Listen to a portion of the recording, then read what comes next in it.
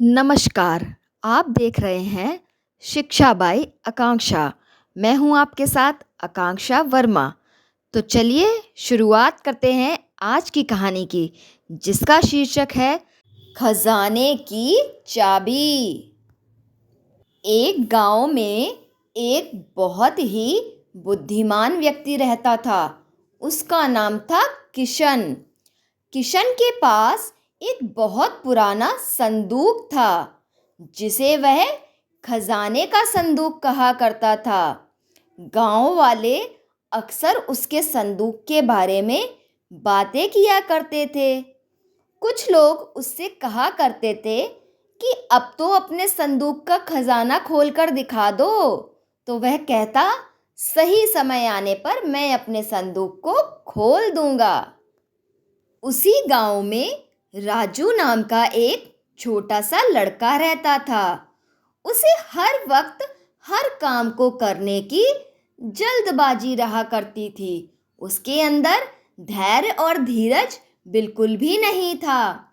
एक दिन राजू किशन के पास गया और बोला कि चाचा, मुझे आप उस संदूक की चाबी दे दो, मुझे उसको खोलकर देखना है।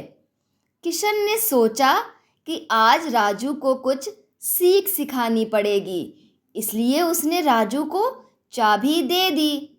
राजू चाबी को लेकर भागता दौड़ता किशन के घर पहुंचा और जल्दी जल्दी से खजाने को खोलने लगा। राजू संदूक को खोलने की इतनी जल्दबाजी कर रहा था कि उससे संदूक खुला ही नहीं और वह दुखी होकर वापस किशन के पास आया।